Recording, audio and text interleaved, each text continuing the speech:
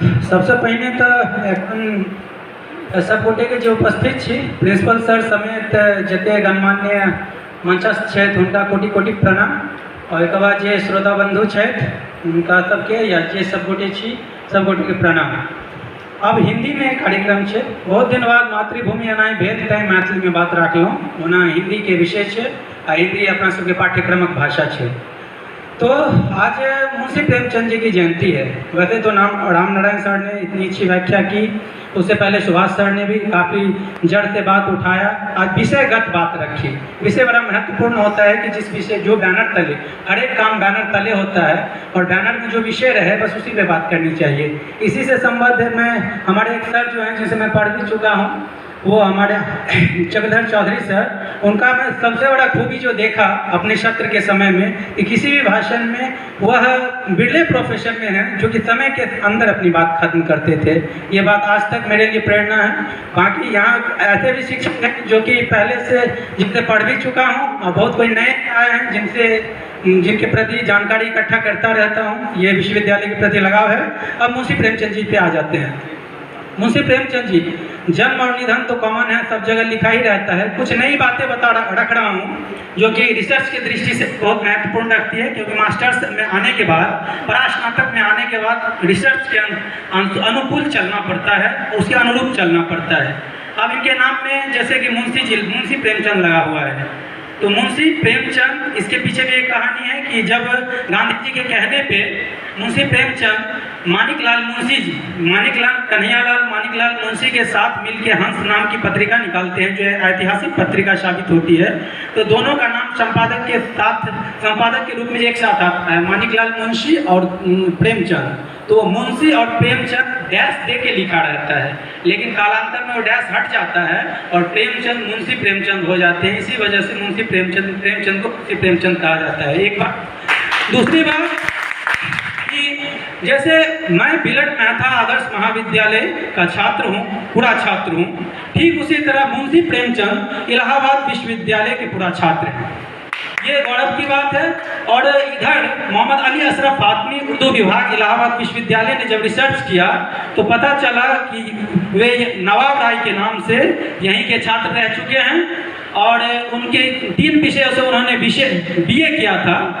अभी तक मोटे तौर पे अब देखेंगे मुंशी प्रेमचंद के बारे में, तो उसमें दिया रहता है कि मुंशी प्रेमचंद इंटरमीडिएट पास है, जबकि बाद में उन्होंने BA किया था। और 1919 में 10 साल के गैप के बाद उन्होंने BA भी किया था। उसमें फारसी, अंग्रेजी और इतिहास, ये 3 उनका विषय था। अब दीगर की बात यह है, गौरतलब बात यह है कि जिस व्यक्ति का विषय हिंदी नहीं था, उसने हिंदी के क्षेत्र में विपुल साहित्य दिया, इतना बड़ा योगदान दिया, ये गौर की बात है। ये मुंशी प्रेमचंद से जुड़ा एक इम्पोर्टेंट और एक और रिसर्च मैटर रखना चाहूँगा कि इन्होंने 300 कहानियाँ लिखी। आज कहानियों पे बात हो रही है, कथाएं विषय में भी हैं, तो इन्होंने 300 कहानियाँ लिखी जो मानसरोवर के 8 खंडों में प्रकाशित है, राजकमल से या विभिन्न प्रकाशनों से प्रकाशित है। और इन्हीं की तरह एक हिंदी साहित्य में आते हैं पंडित चंद्रधर शर्मा गुलेरी, उन्होंने मात्र 3 कहानियाँ लिखी और उसमें से एक है उसने कहा था, उससे वो अमर हो जाते हैं। तो ये 300 कहानी लिखने के कारण ये भी खास हैं और वो 3 कहानी लिखने के कारण खास हैं। संयोग से दोनों जो हैं इलाहाबाद विश्वविद्यालय से हैं, दोनों इलाहाबाद विश्वविद्यालय के एलुमनी रह चुके हैं, तो ये गर्व की बात है। अब रही कथा की बात, तो जैसे जो पाठ्यक्रमों में आया है या इसी विश्वविद्यालय में जब हम लोग पढ़ रहे थे उन दिनों जो ग्राम जीवन आया था प्रेमचंद के अंतर्गत, वो रखना चाहूँगा। पहले हम लोगों ने पढ़ा था पंच परमेश्वर, आप लोग भी पढ़े होंगे, पंच परमेश्वर याद होगा।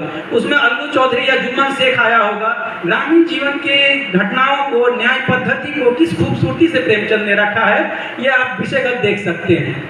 दूसरा हल्कू का जिक्र आया, सर ने हल्कू का जिक्र किया, सुभाष सर ने, तो हल्कू में भी देखे जिसका अनुवाद जनवरी नाइट्स से पूरे दुनिया भर में हो चुका है। तो हल्कू ने भी किस तरह के मतलब शोषण में वो जी रहा है, वो कर्ज, महाजन के कर्ज तले एक कंबल नहीं खरीद पाता है, नील गायें सारा खेत चढ़ जाती हैं। तो ये ग्रामीण जीवन को आप देख सकते हैं। उसके बाद ईदगाह में देख सकते हैं, छोटे से हामिद ने बाजार जाके वो ईदगाह का मेला देखता है, दोस्तों को देखता है, वहाँ अपने आप को किस तरह एडजस्ट करता है और बालक हामिद होकर बूढ़े हामिद का किरदार निभाता है। तो वहाँ भी ग्रामीण जीवन को देखा जा सकता है। गांव का रहने वाला है, शहर जाता है और देखता है, तो ग्रामीण जीवन के परिप्रेक्ष्य में। अब अंतिम में बस दो ही बात कहना चाहूँगा कि प्रेमचंद कालजयी इसलिए होते हैं और हम आज याद कर रहे हैं। आज इस भारत में 600 से ऊपर यूनिवर्सिटीज़ हैं, सेंट्रल और स्टेट मिला के, उसमें से एक LNMU के अंतर्गत यह कार्यक्रम हो रहा है हमारे बिलट माता आदर्श महाविद्यालय में। तो इसी कालजयी कथाकार के बारे में सबसे बड़ी बात यह है कि यह कालजयी कथाकार अपने खिलाफ भी लिखते थे।